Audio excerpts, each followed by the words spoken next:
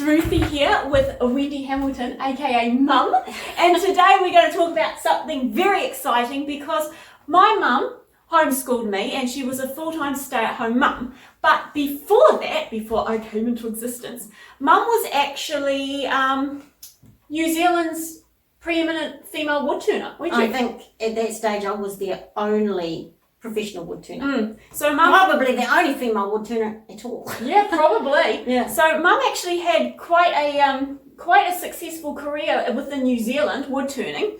Now, woodturning is where you stick a piece of wood on the lathe, and this is actually some of her later work. She used to make quite ornate vases and things, but they're all in storage. So, isn't that lovely? It's a little doll Mum made. Oh yeah. You turn that thing around and then you have the sleeping head. Yeah, the sleeping head. Isn't that beautiful? So, back in the days we used to make vases and things. For the tourist industry. Well, we bring this up because then Mum got married, and of course she found having a baby wasn't it didn't go well with having a lathe. Oh no, actually funny story. Before I had Ruth, my first one, we were in this little rented cottage. It was a little company house, and I had nowhere for my lathe, and so I set it up. We had 3 bedrooms and they had wooden floors, so I set it up in the spare bedroom, and I had my lathe and I had my bandsaw and everything like that. And when visitors used to come, they used to look at Ian and they used to say, "Oh, how did you get your wife to let you have that in the house?" And he would say, "Oh, nothing to do with me." So the thing is, when I came along, I was not particularly compatible with that, and well, the way I hear it is I was not actually, which is just astonishing to me, but apparently I was not fascinating enough to keep Mum fully interested. Oh gosh, no. We should have to say it like that. So we're talking about today, I was going to ask Mum, how important do you think it is that a stay-at-home mum still really is her own person and does something for herself? Absolutely essential. This is a subject that's really close to my heart because I really love my children. I really love my husband, but they're not what gets me to bounce out of bed in the morning excited, and they never have been. Shocking. Can't understand. And the thing is with kids is that kids are really, really important, but they do improve, but it's so incremental and so long term. There's no endorphins, there's no sense of closure on them.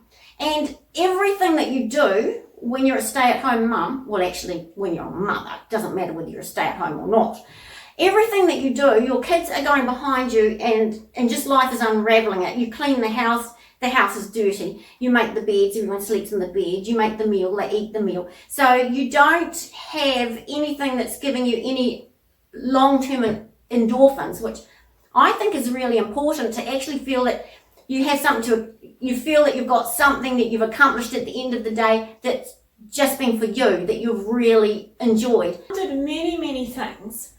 She did quilting, what did you do? I wasn't paying attention. As we have already established, I was just following behind her, wrecking it all. So and talking. All right, continue. I did many things, and I think that the key to it is you can do lots of things. They have to be things that interest you, but they have to be things that you can be easily interrupted with, and they have to fit around the children. And that you can't fit the children around anything that you're doing. You have to do it the other way around. So I took up... So that we were the priority. Yeah, you were the priority. Yeah. And you're going to be interrupted. You're going to be interrupted every minute. So I did at one stage when I was young have a go at writing, and I had to stop that when the kids were young because I got so hostile. I get so angry with being interrupted. But things like cross-stitch, I did patchwork. Some of my friends did scrapbooking. That didn't appeal to me, but it's whatever floats your boat. Baking didn't really appeal to you either. Oh gosh, no it didn't, but a lot of my friends did love it, and they love bottling and that. I remember we once asked her why she couldn't be a great, delicious cook like our friends' mothers, and she said, well, imagine I did cook you an amazing, delicious, wonderful meal. That was going in the direction things should be going. And we said, yes. And she said, and then I put this amazing, delicious meal for you on the table. What would you do? And we were like, this is clearly one of those questions where you're being set up. We were, and Mum was like, you would eat it, wouldn't you? Well, yeah, I suppose. She's like, that's right. So what's the point? Because you'll just eat it in 5 minutes. Do you remember that time that, you probably don't remember it, but one morning I had the microwave going and Ian came in and was all very excited. He said, oh, you're cooking, you've got something in the microwave. And I said, doing soap. Yes. And I said, I'm experimenting on microwaving soap and making them into I do remember that. yeah, we made them into these amazing snowmen because the soap, if it was commercial soap, would blow up into these amazing shapes that you could sort of squish it. You made a snowman. I actually made a bear. My bear was better. Yeah, my bear was better than your snowman. But remember, we couldn't use the microwave for about a month afterwards because the smell of the scent and the absolutely just completely ponged out the microwave. That was not one of your best moments. No, but I thought, well, that one. Now, why else would you use that? Was ultimately now when Mum says that she would fit her crafts around her children, there was one exception to this. I feel like it's very time we get some healing on this issue. It was so horrendous. We had this cottage in the country and Mum decided she wanted verandas round it. Well, nobody else was going to do them for me. Yeah, and you tell it like you did it single-handedly.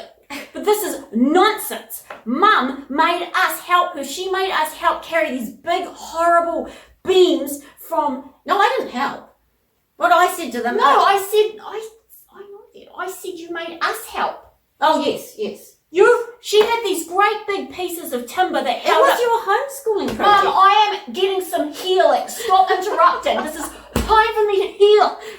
Well, you don't need to do so publicly. Well, I'm annoyed. Anyway, she just put these big pieces of wood there and she was like, get those across to your grandfather's workshop so you could, route them or... I was cutting them up and routering them, I think. She was doing something. And there was a valley between. Yeah. So we're like, but we don't know how to do this. And do you know what Mum said? Mum's like, well, in life, you will have to face many, many challenges, and that will require problem solving. So this is your homeschooling for today. You are going to problem solve those across to the workshop. And work together. It was so horrible. And you got it done, though. They got it done. Mum, that's not the point. The point is, I don't think you're being completely honest with us. I really don't think that was about training us to fix problems. I think you wanted them. I was fixing my problem.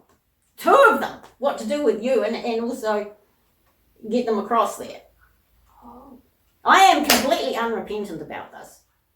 Well, this hasn't gone the way it should have, so we'll just move on to the next subject. So I think what you're saying is that just because a woman has children and just because she's very devoted to those children, she's devoted to her husband, she shouldn't just give up on everything she loves.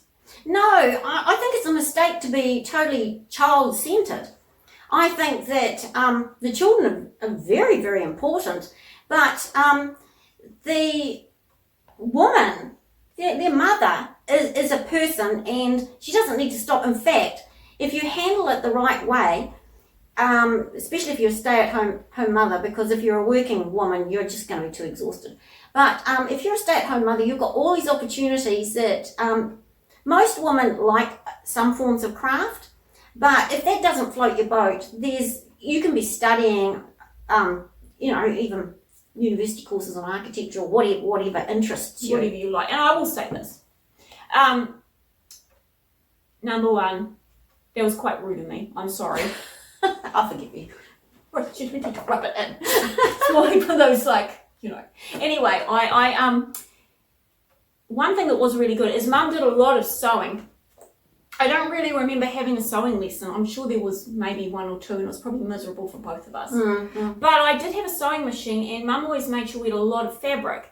And you must have given us some sewing lessons. I think I gave you a few on you. Actually, I've got this is something I made years ago out of recycled jeans and everything, and they had these little dolls. Oh, no, Do you remember these? Yeah, Do you remember I got you making these? I do. They were cute. Yeah. And then we got them, you're making swags and you sold them at one of the shops. I wanted to say though, tell them about when you got into making braided rugs and how mad Dad got. Well, No, actually, didn't it happen with the jeans first? it happened with the jeans. Well, I think it was the same sort of thing. I got into braided rugs at one stage because I really liked the homely sort of look at them. And anyway, I wanted something sort of strong, and I thought, denim would actually work really well. So anyway, I got some of Ian's jeans, and they were looking really tatty because he liked to wear them till they were. No, you didn't. You went to the Salvation Army and got old jeans. They weren't even his jeans. Oh, really? I don't remember that. No, they weren't even his jeans. Which is important because of how he reacted. So anyway, what I did was I just wanted the legs of them, and I didn't want the seams up the side because they were so I cut all of the legs out of them. And anyway, he came in and he picked them up, and they looked like shorts with these long things hanging down. What is this? He was not happy. He was very explosive. He was actually, and then Mum said, "Calm down. They're not your jeans." But then she got into making braided rugs from coloured sheets. Yeah. And she made herself, because she's good with wood, Mum made herself an enormous giant crocheting hook. So it was about this long. Yeah. It was huge. Yeah. So she's sitting up in bed one night, making this thing, crocheting this thing, and then I think that the sheet in the bed was the right colour. It was. I suddenly realised. It was like those stripy American style ones, Oh my goodness, this is the right colour. So I whipped that off and started ripping it up, and your father was not impressed. He has not always been quite as grateful for your plethora of skills as he could be. No, he hasn't. Remember that time he threw up because you painted the door? Oh, I gosh, don't actually think it was your doors. That was terrible. He'd been away and Got some mild stomach bug, I think. I can't believe it was totally Anyway, reaction. I thought it was a really good opportunity. I had all of these doors and I wanted to paint them dark brown and stencil and everything. And so he was away. We like stencils, but this one didn't go quite as well. He was away, and so right, so I got stuck into it. And when he arrived home, and I hadn't warned him, he's not good with not warning. And he just had the first coat He on. doesn't do surprises. And I have to admit, they did look terrible. Yeah, they were kind of gross. They were kind of. You had to paint them out. Yeah. And he was so upset. He went outside into the garden, and I felt so bad And because then, he said he felt like he throwing No, up. he did. He Did had he? some kind of stomach bug. Oh. So he went out into the garden and started throwing up. I felt really bad That's about the that. best way to win an argument. Yeah, I felt really bad about it. Yeah, and then we painted it out, so he was right. Yeah. But then he found them boring, so he gave me the go-ahead to paint them and stencil them, which I did. Yeah, so that was fun. So in conclusion, if you are a stay-at-home mum or any kind of mum at all, oh yes, I forgot this book was one of the many things that was right. I know, I got carried away whining, but I did actually bring up the veranda story for a reason. One of the things Mum and Dad have done a lot of is house renovations, and it says on the back of Mum's book, "Darling, the window's on fire." I assume a window was on fire. It was. Yeah, our titles are. The bottom of the. Shh, don't tell them that. They can buy the book. Sorry. We don't discuss these things. Okay. Fair enough. We just say a window went on fire. Yes, it did. Unfortunately, our more bizarre titles are usually the true ones. So it says Well, they always are. there are two kinds of people: those who fix up old houses and those who are smart. Broken toilets, sagging floors, and unexpected troubles test the patience of do-it-yourself renovators Wendy and Ian.